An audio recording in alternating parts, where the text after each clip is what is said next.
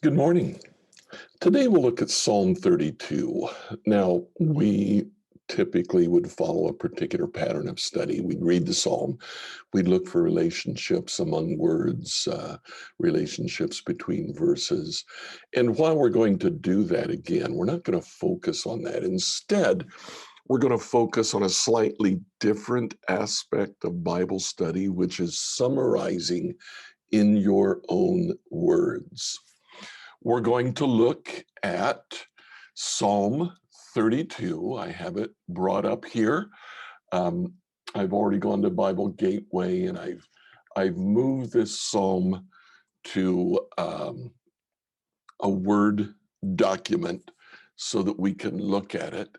And the first thing that I do want to notice is that this psalm has three uses of the word Selah.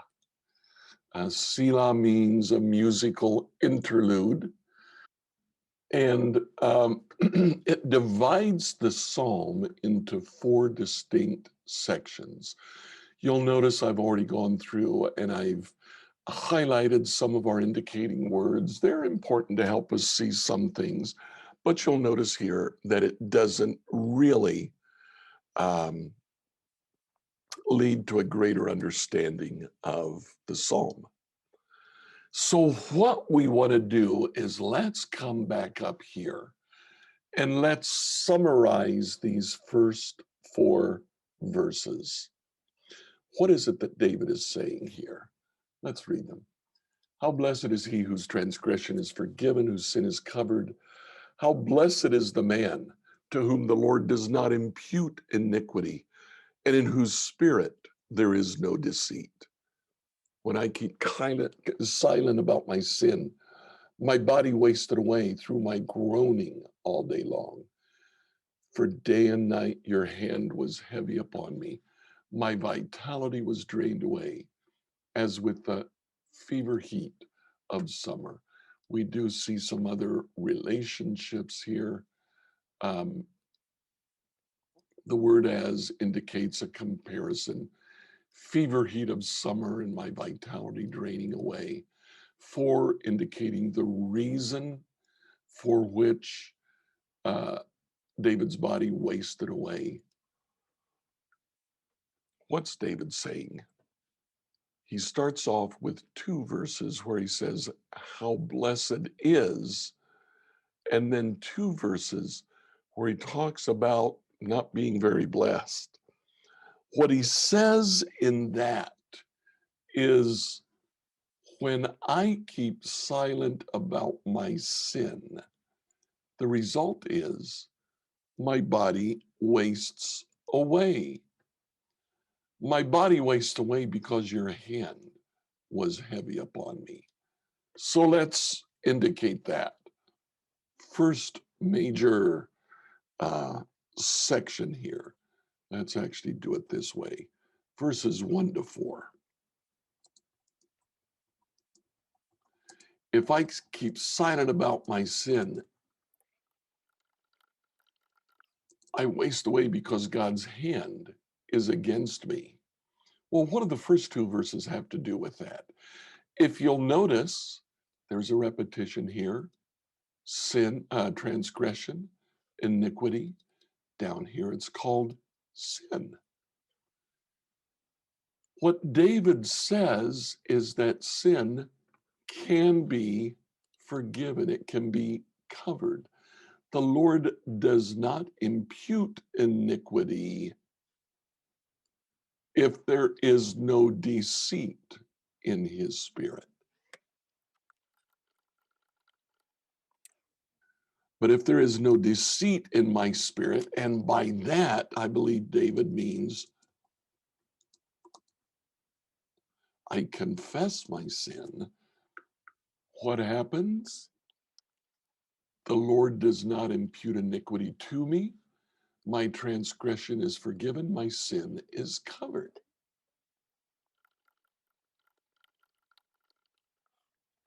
So there's the first summary. If I keep silent about my sin, I waste away because God's hand is against me. But if there is no deceit in my spirit, and by that David probably means if I confess my sin, the Lord doesn't impute iniquity against me, and my sin is forgiven. Now, the second line or the second verse is just one verse here. That's verse 5. And in that, what David says is, I acknowledged my sin to you, and my iniquity I did not hide. I said, I will confess my transgressions to the Lord, and you forgave the guilt of my sin. So down here, David says, historically, I acknowledged my sin, and God forgave it. You see the relationship between these two verses now. So let's look at the third stanza. Therefore, let everyone who is godly pray to you in a time when you may be found. Surely in a flood of great waters they will not reach him. You are my hiding place. You preserve me from trouble. You surround me with songs of deliverance. So verses 6 and 7, David now comes back and says, we must pray to God. And the implication is we pray to him for forgiveness, and then he will preserve and surround us. And the final stanza from verses 8 to 11, I will instruct you and teach you in the way which you should go. I will counsel you with my eye upon you.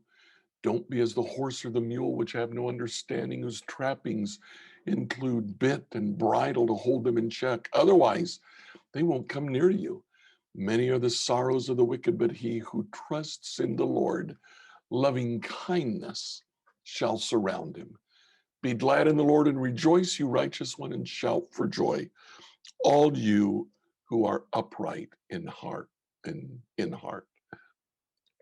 What we have here, we do have an indicating word for contrast, and we do see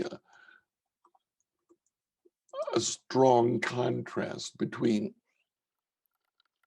those who are stubborn, and they're stubborn like a mule. They need something physical to point them in the right direction and get them going. Don't be stubborn.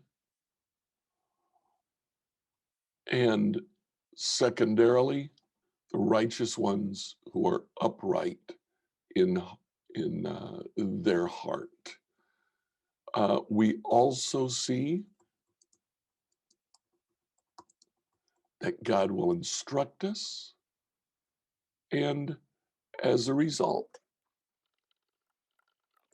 God's mercy, God's loving kindness will surround us. And finally, I'll shout for joy. So looking at our summary, we see that the whole psalm is about confession. If we are willing to recognize our sin, God will forgive our sin. He'll instruct us, and his mercy will surround us. That sin will be forgiven. But if we keep silent about our sin, if we choose to be stubborn, we don't have any of that. Instead, we waste away because God's hand will be against us. Fairly simple psalm, straightforward, but here it's in the summary that we really see the way God has instructed Israel that they need to confess their sin to seek forgiveness.